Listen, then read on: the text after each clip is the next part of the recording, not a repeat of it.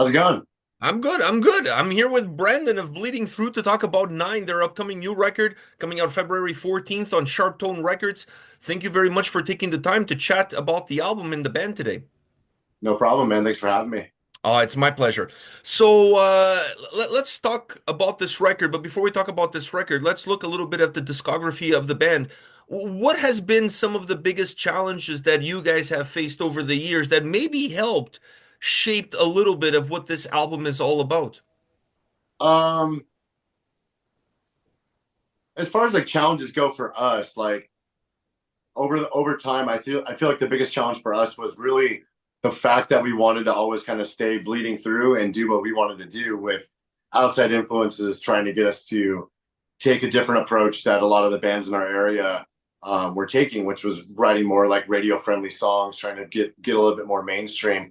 And we were just never really about that. And so kind of keeping people that were working with the band over the years, some of the people engaged in bleeding through, even though we just wanted to be us.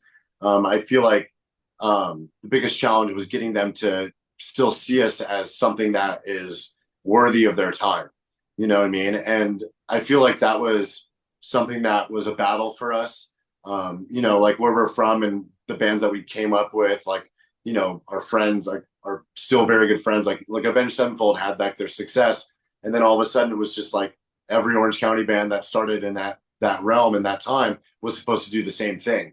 So trying to kind of get the music industry of labels and promoters and stuff to stop looking at us like we were like old news and just realize that like we have something that through time hopefully becomes like some sort of like a legacy. And I feel like that's what we've accomplished because we've just stayed true to like what we wanted to do. And I feel like this record is specifically that. This record is like, in 25 years of being a band, um, you know, a lot of bands that have been together that long are guilty of putting out records that are just very dated and feel like trying to rehash something from their past. You know what I mean? And with this record, one of the things I'm proud of is that 25 years in, and I really feel like it's truly us and our sound, but it's such a progressive sound for us. And I feel like it was just like a natural, like kind of the record that actually, like, if you hear it, it's so us. And it Yeah, just it's feels actually like, very refreshing to listen to, the ninth album on your discography, and doesn't sound like you're putting together songs that could have been on other albums that could have been yeah, rehashed. It has this great vibe, great feel to it. It sounds like Bleeding Through, but it also sounds like a more modern approach to what Bleeding Through sound is all about. totally. And that's what I wanted to do. I didn't want to just live in the past with like the same old stuff. Like one of the goals was just making it more orchestral and more cinematic kind of feeling. It's something that like, we all listen to black metal. It's probably all of our favorite metal type of genre. You know what I mean? And it's always been in the elements of our band. And really we wanted to push that forward a little bit more, just as far as like the overall like synth and keys and piano and all the background orchestral stuff. Really wanted to push that forward. And that kind of being on top like a blanket, like the songs are very different from each other throughout the record, but it makes the overall vibe very the same. And so it feels very unified. Yeah, I felt like this was perhaps the darkest, not perhaps it is, the darkest album Yeah. you guys ever released by far. And it was Yeah. consistently dark throughout. And you can take darkness from different elements, from the symphonic elements, like from the keys, from the lyrics, from the vocal approach. I mean, Mm-hmm. there's a lot of little things that throughout the record offer the same vibe, but they're not necessarily the same things every single Yeah. time, if that makes sense. No, it's true. I mean, like we have songs that the song we just take for example, like the last two songs that we released as singles, like Path of Our Disease is a little bit more like dark, kind of like almost like industrialish sounding, Mhm. more like black metal influence. And then you have I Am Resistance, which is like almost like a old Orange County like hardcore song, but it's done with like this like darkness through it. It's like it's interesting that, but they blend so well together. Yeah, thanks for noticing Yeah, that. they have the same underlining vibe. Yeah, they It's do. almost like you're using the same ingredients, it's just the recipes are changing. So obviously the final dish comes out differently. Yeah, totally. That's the Yeah, vibe that I got listening to the album. Now, when I saw that you guys decided to name your ninth record Nine, I was like, that's very uncreative from such a creative group. totally, But totally. does that go back to what you said earlier in terms of the legacy of the band, that naming this album Nine, there's something a little bit more deeper than what shows at the surface? Absolutely. I mean, that is the laziest title ever, just to do that, you know. And why do we do nine, and why can't we just wait till 10, right?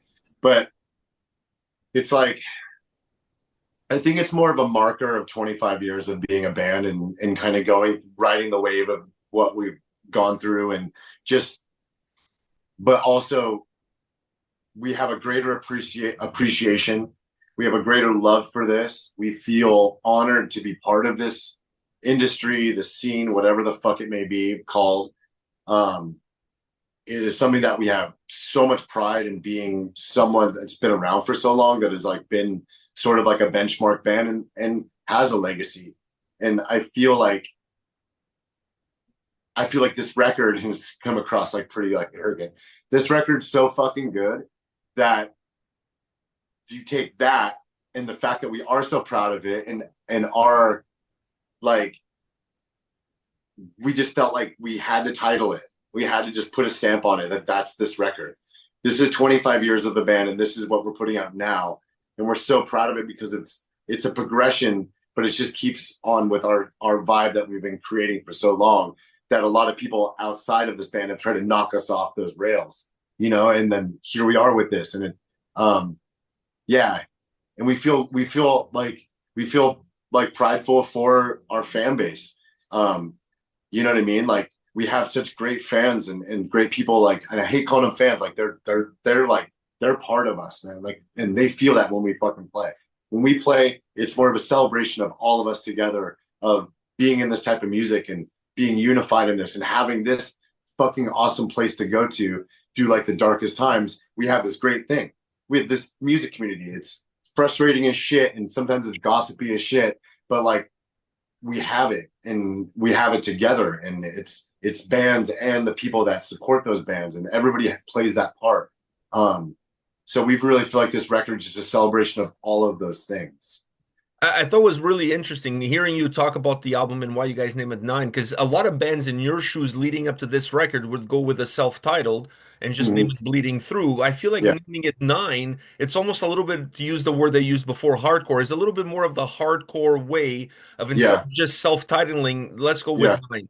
I think yeah, a great idea that you throw in, that maybe not for you guys now, but for other bands out there, if you're thinking of doing the same thing, don't do it. Just name it Waiting for 10 or something like yeah, yeah, exactly. just think outside the box. Yeah, the Roman numeral for 10 looks way cooler than nine. You can do nine because that's size nine kills, so you cannot do that. Yeah, Those guys are going to exactly. come after you for copyright infringement. So you got to be careful these days. You don't want to step on anybody's toes. For this sure. this album has an ability that it's not easy to find, which is you guys created an album that overall feels very balanced. Like we said, it has that darkness throughout. You're still allowing yourselves to give every song a very unique and individual fingerprint, either Mhm. through the sound or through the vocal approach that you and Marta have, or with a guest Yeah, vocalist. Then when you're putting all of this together, how much work falls on the shoulders of the producer to ensure that you get that idea of yeah. having a balanced record, but still with uniquenesses on every single track? It's a big thing for the producer, and we started working with a new producer for this record. He did the re-recordings of a couple of our older songs, and we loved working with him so much. He just gets the vibe of this band, and he's a fan of the band, which I know it doesn't sound important, but I feel like that is important because I want someone to work with us that knows their history of this band and how much this like means. You know what I mean? It's not just like throwaway. How much like invested time goes into it. So he immersed himself into it so perfectly. Um, but the cool thing about the process of this record, even though like I would always rather, you know, get into a room with people and start writing this music together, everybody put forth music to this record. Everybody put forth songs and ideas. And the thing about it was everybody was so remote with it. Like John and I would do stuff together, but then Brandon was in North Carolina and did stuff from there, and Marta's in Northern California and she did stuff from there. So even though we were like isolated, it actually kind of worked out to advantage because it really just that isolation kind of brought forth like the individual sort of like emotion and passion to that music. And then all of that different kind of feeling stuff came from different angles. And then to Aaron, our producer, and he just made it happen. And it really, every song is, I could pick out, I mean, I know, but when I know who is responsible for the majority of that song, of writing that song, it makes like perfect sense. And I think that that's really cool that everybody in the band has like a little bit of like themselves in it. And They're I think that's 15, what makes it different too. they're 15, in this case, maybe 15 seconds of fame. Yeah, total. Yeah, Because absolutely. 15 minutes, I mean, you guys are not Opeth, so there's no 15 minutes No, on the total. record. Yeah, This album showcases also the growth of the band musically, because as you can tell by my white beard, I'm not a core kid. yeah, I am no Nick Nocturnal, even though he's a good friend of mine, he's fellow Canadian. I'm no core kid. And one of the things that within the genre, it's always a point of discussion, specifically from a fan base standpoint, is always, is there a sick breakdown? What's the song that has the sickest breakdown? And I felt yeah. like you guys on this record, even though there are cool breakdowns on the album, you guys are showcasing like there's so much more that you can do to make a song cool and to make a Oh song yeah. like there's great solos on this album. Yeah, that's one of the things we did. I mean, we've always had like really good guitar players in Bleeding Through, but the two that we have now, they both fucking rip. And I was just like, I've always said like this has been I've said it to years to my band, like, dude, like I want more guitar solos. And these songs like were sort of written with that in mind. And that was definitely something new because it totally fucking shreds. And we've never really had that like shredder guitar influence before. And now we kind of do. And it's pretty cool having two guys that could just absolutely fucking put it down. Um, but yeah, that's definitely something that was new. Yeah, And for me it was super cool because you're listening to a song and you're like, okay, now it's the moment where the breakdown is coming because you could tell like it's vibing towards it, and then instead of that, you guys give me like a sick solo, and I was like, yeah, what's happening here? I love yeah, that. I love that kind of twist and turn that allows once again to each song have its own individuality. yeah, dude, for sure. Because the breakdowns, after a while, it all kind of feels and sounds the same, but with a guitar solo, it becomes a lot more, Yeah. defined the moment within the song and then the song itself. We'd rather just have like heaviness through the whole song. You know what I mean? Like, I don't know. I'm a sucker for a good like lead in part to a breakdown, but I just felt like, just let's just have a couple of those. Let's not be every song. You know what I mean? Because for newer bands to do that, it's cool, right? For a band like 25 years in, it looks like they're trying too hard and it looks a little bit dated. So you know what I mean? Like to me, I, like you're like, dude, okay, like you should know how to just make a song heavy without just deliberately this part yeah, to this part. Even it's though I like love those parts, I just felt like people might hear that from us and be like, eh, yeah, it's like an nice old guy try. with skinny jeans. Yeah. Well, it's like this, like nice try bleeding through. Have you heard Knocked Loose? You know what I mean? Like can't compute that shit. Come on. That's the problem when you've been around for so long. You're gonna run into those issues. You know what I mean? People are gonna say something smart ass like that. Yeah. We talked about Martha. I want to mention her again because her voice on this record, while not overused, I feel like it was used to the right amount in order to Mm-hmm. once again help define the individual songs. How is it to work with someone like that has that vocal approach completely different, obviously, from yours? You know what's crazy is like it took us so long to discover the fact that she has this incredible voice, right? And we toyed with the idea of having her do it vocals before, like in the past, and it just never really happened. And this time, I'm like, if we're all putting ourselves into it, like in all facets, like you know, we all wanted her to do more with her voice, and it just really works. I mean, like she has a really good like it's weird that, like we all harmonize ourselves like naturally really well, and it's fucking like barbershop quartet type shit. And it's like I don't understand how we just kind of do it naturally. All of us sits in this weird pocket where we're not really having to force it. And so she just slots into this cool like cool pocket there. She has like a really cool, like gritty, but like awesome voice. It's awesome. There's a song I have to bring it up for two reasons. So I have two questions about the same song, and that's "Lost in Isolation," which is Yeah. my favorite track on the record. So first of all, I want to ask you about Doc Coyle because he plays a solo on that track. Mhm. Where the idea came in to have him play a solo on the track? Well, I was like, let's have a couple of guest vocals, but like let's do like a guest solo, right? Like guest solos are kind of cool too. Give guitar players a little bit more love. Um, Doc has been like a friend of ours for like ever, and it's I hang out with Doc more now than I ever have because he lives close to me and we see each other all over the damn place. Um, and it's like I wanted to have people on this record that have been with us for like those years, like that have been friends with us for 20 plus years, people that we share history with, touring history, just friendships, people that we just admire and respect. And Doc, especially with like, God forbid, like that band was such a massive influence on us.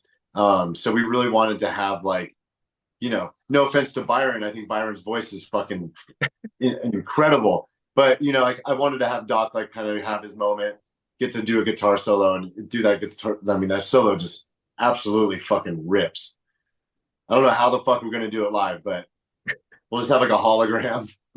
It's funny that you mentioned that because when my son and I were checking out one of your songs on our YouTube channel, we're doing a reaction review video, and I was like, man, why do these guys put? It's not just you guys, but why do you put like featuring God forbid or featuring Comeback Kid? It's not like the whole band is featured on the track. There's only one dude. Can you just give me his name? So when I saw this song, I honestly didn't think it was Coil. I thought you guys got some vocals on it. And then I'm Oh listening no, to the song and I'm like, I don't hear any vocals. Like where's yeah, Up for a Bit on this track? And then I did some digging and I figured out it was Doc Coyle on the solo. yeah.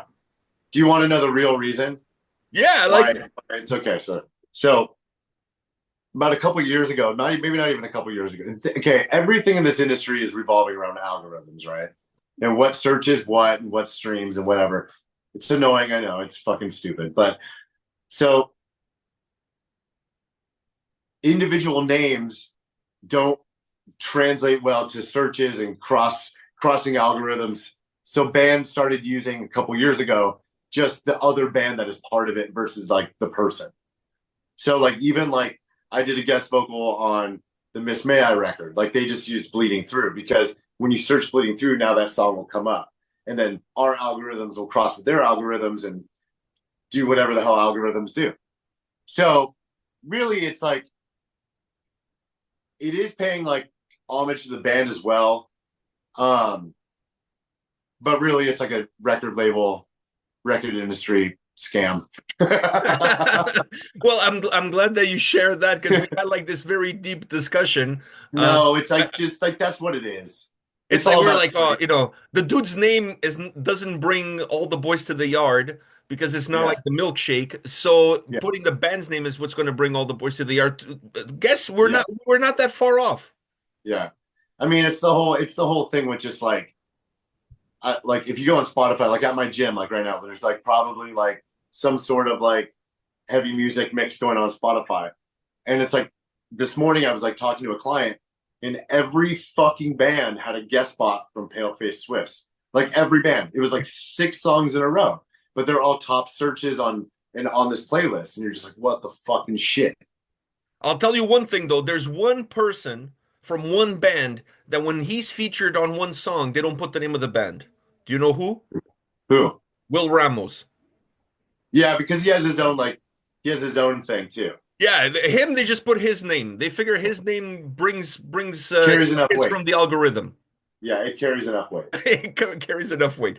The other question that I have about Lost in Isolation was, man, I think it's the best duet, and I'm going to call it a duet that you guys have on this record. The dynamics between the two of you on that track, dude, Yeah, it's like it gave me goosebumps. It was thank you, vocal performance was out of this world between the two of you. thank How you. much fun was to put that track together vocally? It's cool because she recorded those. She recorded that. We recorded that together at our studio down here, and yeah, man.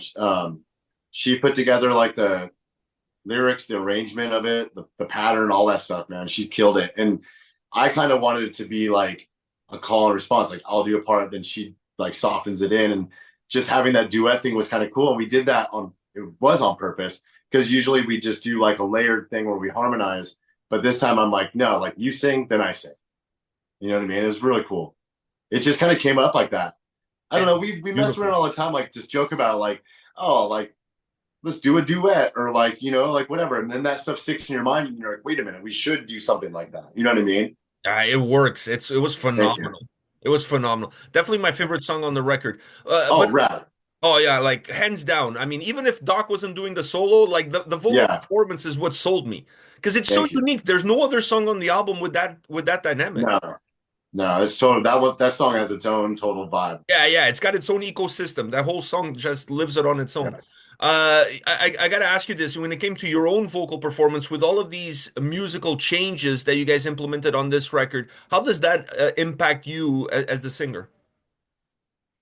Well, I mean,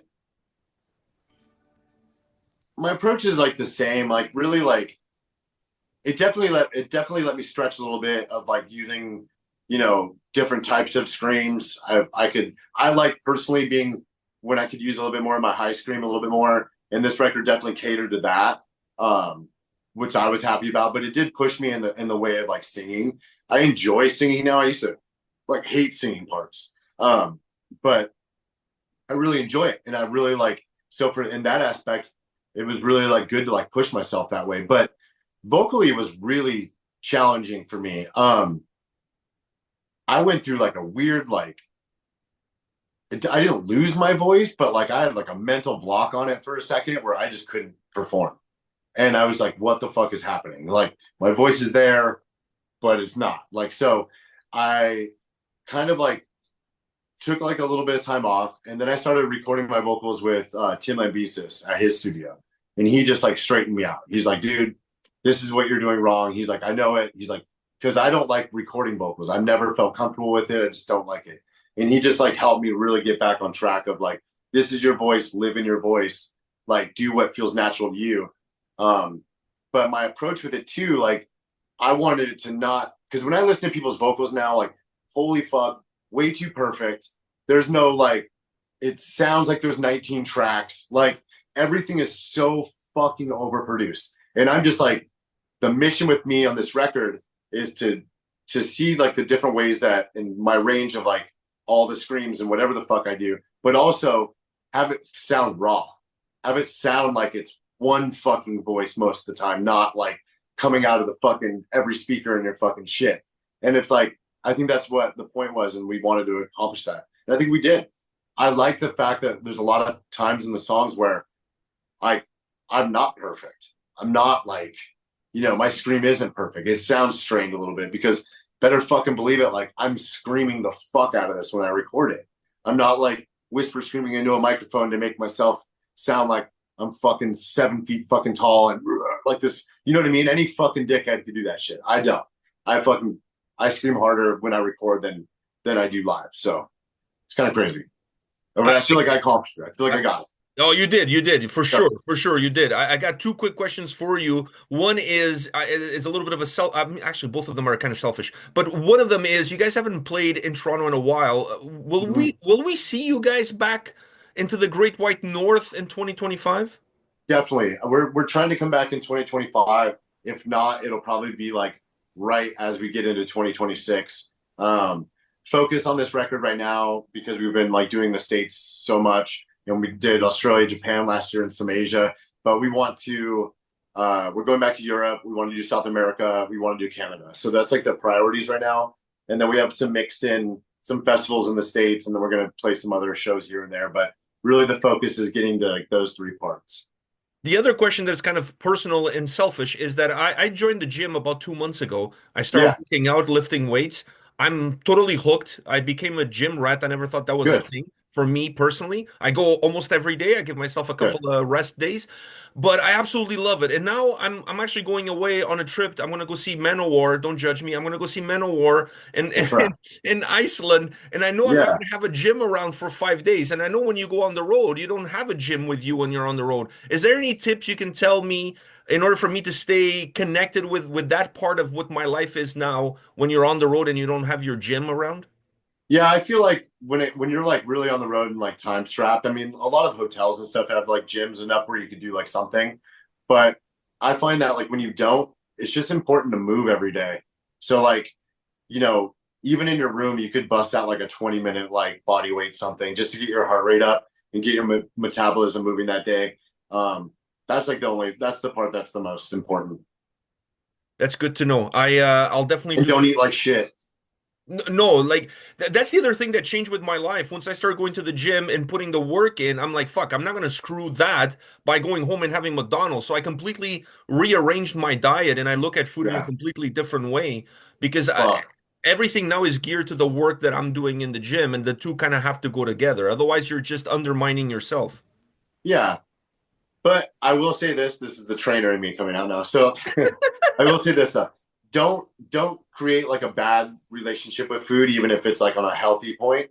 Like I always tell my clients, like if you like eating fucking cheesesteak fucking sandwiches, you know what I mean? And you really like it and you want to go out to eat once in a while and you want to enjoy food. Like I fucking love food and I refuse to like give up everything. I stick within my parameters of what I know is healthy, but give yourself like those times where you can still enjoy things like that because that's good for your soul. Like I like cooking is good for people. You know what I mean? Like you know what I mean? In a lot of cultures, that is like the currency, that is like that's the get together, that is everything. So I always tell people like basically do like the 70-30. 70% of your week, nail what you need to like eat, stick to it, drinking the amount of water, get your exercise in, try to get as much sleep as you possibly can. And then the other 30%, just within reason, go to fucking McDonald's. You know what I mean? Taco Bell. Yeah. I gotta say, the other thing that's really good for the soul, and I can recommend this from personal experience,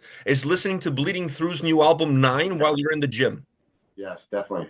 It helped Sick. me on my back day for sure. Yeah. And I definitely recommend everybody to do the same thing. Brandon, thank you very much for your time today. It was an You absolute bet. pleasure and honor to speak with you. I hope to see you in Toronto at some point soon. And You will, best of luck brother. with this release on February 14th. Thank you, man. Appreciate you, man. Take Take care, care. man.